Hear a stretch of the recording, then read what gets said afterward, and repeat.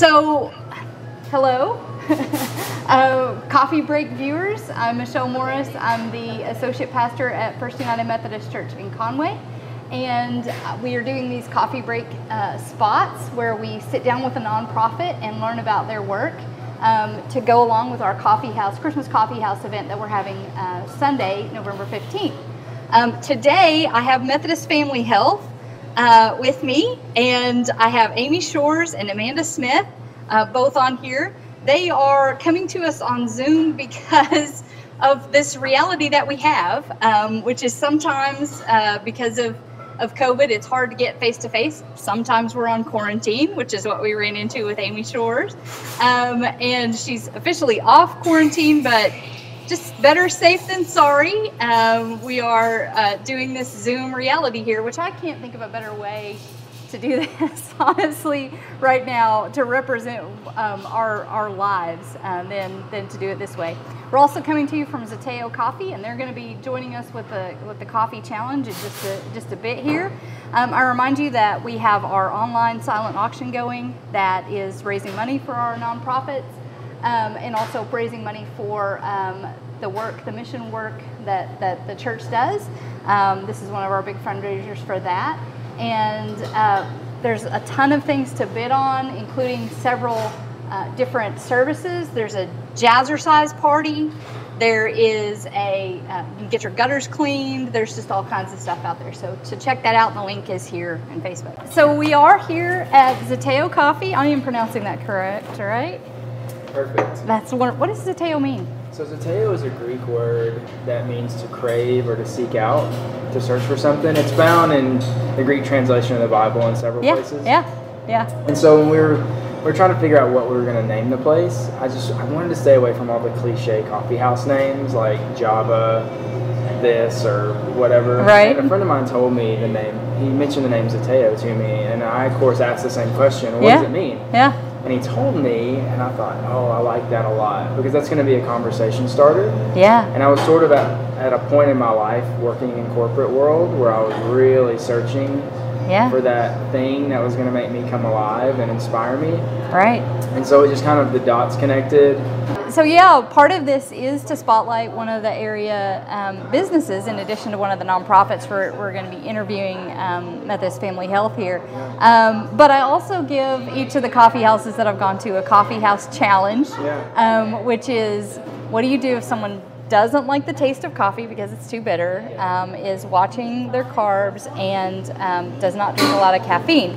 So this is y'all's answer to that. So you want to tell me what you've given me? Yeah, so what I selected for you today is a buttered coffee.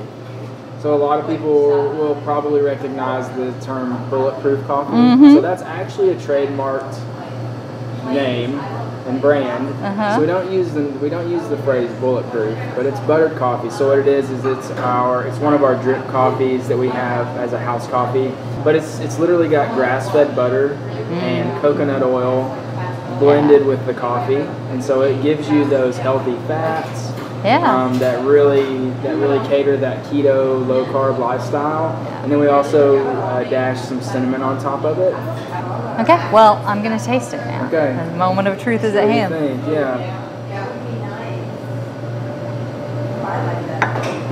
Oh, that is a lot smoother than coffees that I typically run into. Right. I do agree that it's not as bitter. It doesn't punch you really. No, and the cinnamon is a great touch to that. Yeah, definitely. I really love that. I love that drink. You just feel good about it because it does have the healthy fats in it. Yeah. And it's just creamy, the way the butter and the coconut oil mix. It just gives you that creamy. Yeah, definitely. Flavor. Yeah. Well, thank you so much. I appreciate this. So. At each place that we go to, I also like to give you all a question to talk about. These air at 10 o'clock in the morning, and then at 3 o'clock in the afternoon, we're going to do a drawing. And actually, we're doing this wonderful winter drawing of a hat and a coffee mug. And so your question for today to engage in is if you're coming to work in a coffee house, which is what I'm doing right now, what are you looking for in that space? Like, Do you want a place with a lot of music or soft music, or do you want good internet or just a good vibe? What are you looking for in a place if you're coming to work? So share that in the comments, and then like I said, at 3 o'clock today we'll do a drawing for this wonderful collection here. And John, thank you so much for your hospitality. We really appreciate you taking the time to be with us today. Thank you for having me. It's great to meet you. Thanks. So, Amy and Amanda, it's wonderful to be with you all. I am actually familiar with your work because part of the deal has been I've moved to Conway. I'm learning more about the nonprofits, but obviously as a Methodist, I'm very familiar with what Methodist Family Health does, and have gotten to work with you all on some webinars and other things like that. But there are folks out there that are going to be completely unfamiliar with the work that you do. So if you wouldn't mind, just share with me, if I didn't know anything about Methodist Family Health, what would be the important things to know?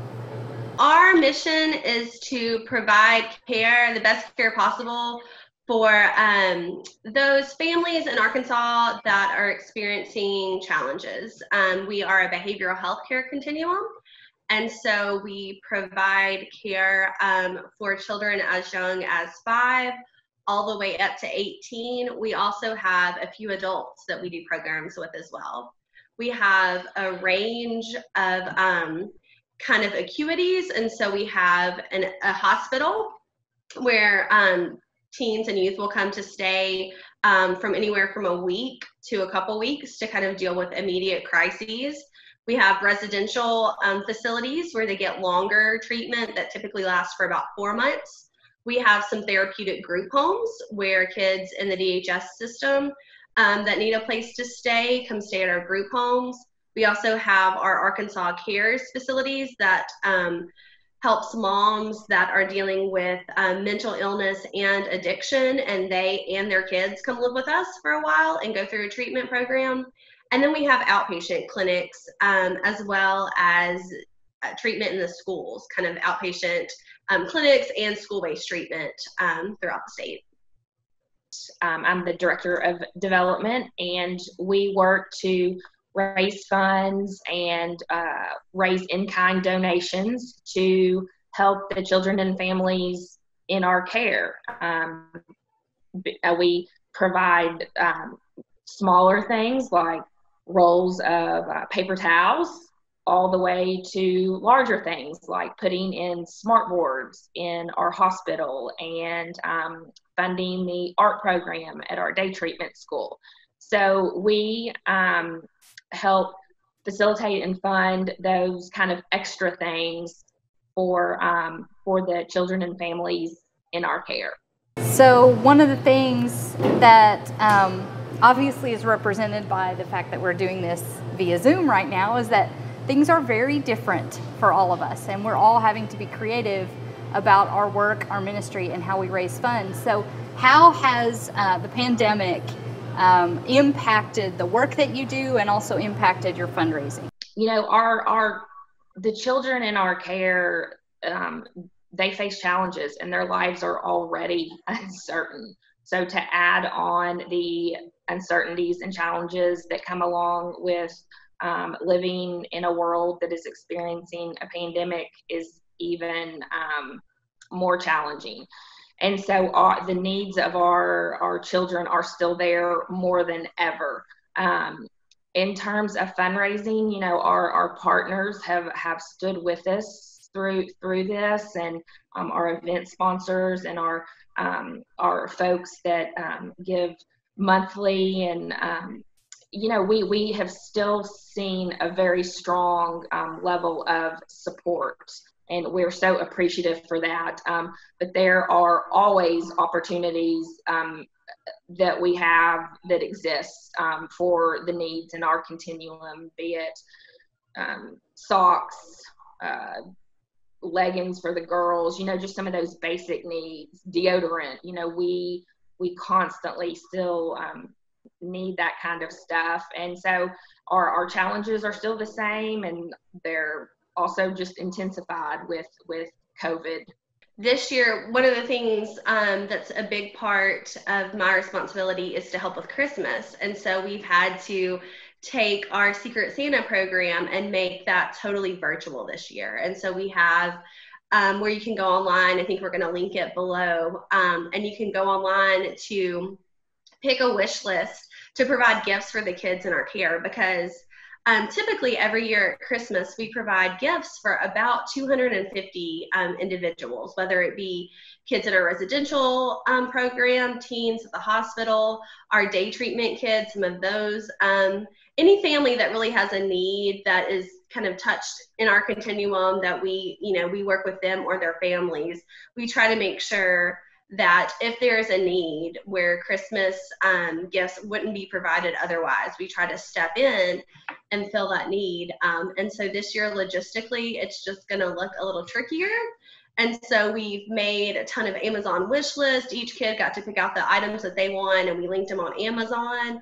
And so there's an option to go on and just directly purchase those items from Amazon and have them delivered to us, and we'll get them wrapped up and delivered where they need to be. Our Share the Light campaign is the campaign that comes out of our foundation office to raise money for Christmas, the monetary component for Christmas as well for our children. And our Share the Light campaign looks a little different as well. A lot of times we are physically present in churches and doing visits and dropping off the Share the Light brochures. And so this year it looks a little different. We're doing a lot of Zoom presentations, and all of our Share the Light materials we're making available online, so they can be accessed by the churches that we partner with. And so the Share the Light campaign is out there as well, and that's a way to contribute to the Christmas campaign. I mean, one thing that I think that we have seen that's been a good thing is we have seen opportunities to reach people in new ways, and that's been transformative for us on the church end, and I imagine for y'all as well. But at the same time, trying to find ways to get our message out there in a very crowded field when we're all in that space, right, is a bit of a challenge. I think the thing that helps us most is really giving those great stories that connect with people. So do y'all have some story or two of transformation, the difference that y'all have made, or something that you've seen happen as a part of working with people? I mean, I get the opportunity, I didn't say this earlier, but I'm the director of pastoral care at Methodist Family Health. And so in the typical, in normal times, I get to go to all of our different facilities and lead Bible studies and provide spirituality resources. And it's just amazing to see the way that the teens and moms and everyone that we work with typically are so open to spirituality and to learning more about God, and just using spirituality as a tool for their overall treatment, because we treat their physical health and their mental health and their emotional health, but also we speak to their spiritual health, and that's kind of my role, is to help them kind of figure out how God and spirituality plays into their whole person. But one thing that we've been dealing with our teens recently is forgiveness. And we had some really meaningful, hard conversations, as a part of that. A lot of those girls, I sat and talked after Bible study one day. There was a 12-year-old and a 13-year-old girl who have been probably through more than any of us, just as far as trauma and abuse and then just the situations that they've lived through. And we talked about how, they were struggling with the fact that they felt that some of what had happened to them might have been their fault, and then how to actually, get to the point where they forgave people that had done things to them. And we talked about how we can forgive, but that doesn't mean we have to stay in relationship with those people. We have to, protect ourselves and, stay away from abusers and things like that. And then actually had another kid kind of on the opposite end of the spectrum that had kind of done some things that he needed forgiveness for. And he said that he had asked for forgiveness, but he wanted to know when God was going to forgive him. Wow. And so I was able to sit and talk with him and just explain that he was already forgiven. You know, even if we may not feel like it right now, it's really not about the feeling. It's about God's grace that's always been there. And so it's gone. You know, God's removed that and doesn't remember it anymore. And you know, and that kid has a fresh slate and can, you know, go back. And we talked about, you know, how to make sure that we don't get in those situations again. You know, how to kind of, you know, move on and maybe do things differently. But that he did not need to walk around with that burden of when he was going to receive God's forgiveness. So it's just amazing to be able to go in and just do work like that. Yeah, absolutely. Part of my role is doing, we have an employee giving program. And so everybody that goes through our new employee orientation hears a spiel from me about the foundation and has the opportunity to fill out a pledge card if they would like to contribute to the foundation from themselves personally.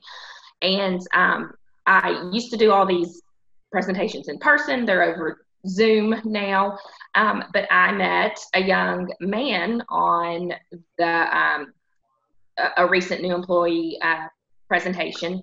He is an employee at our facility in Dacus, our residential treatment center in Dacus, and he part of my presentation includes the fact that we give out scholarships from the foundation. If a child was in our care, they are eligible to receive a scholarship if they would like to go back to college or pursue some kind of additional education. And he perked up at that. We continued our conversation later. He actually was in our care at Dacus as a teenager.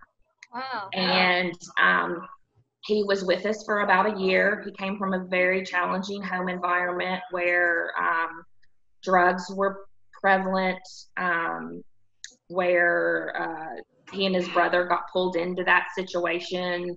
And you know, he made some not wise decisions, but was aware of it. And he and his brother spent a year with us in Dacus. And so now, you know, fast forward, he is an adult. He is continuing his education. He's in college and now an employee at Methodist Family Health and working in the facility where he spent a year. And he is so grateful to be on the other side of things. And now he is able to give back and to help young boys and young teens, male teens that were in the similar situations that he was in. And he's now one of our scholarship recipients. So we're able to help him continue his education. So it was just a really, really neat story of a situation kind of coming full circle, and a very tangible situation of, gosh, what we do matters. I mean, it matters in their lives. And so that was just a neat story that I wanted to share. Yeah. Well, thank you both so much for joining us in this very 21st century pandemic COVID way. Thank you to all of you for watching. Thank you to John and Zeteo Coffee for hosting us here today. Just like I said, check out the links to be able to support the Christmas effort for Methodist Family Health.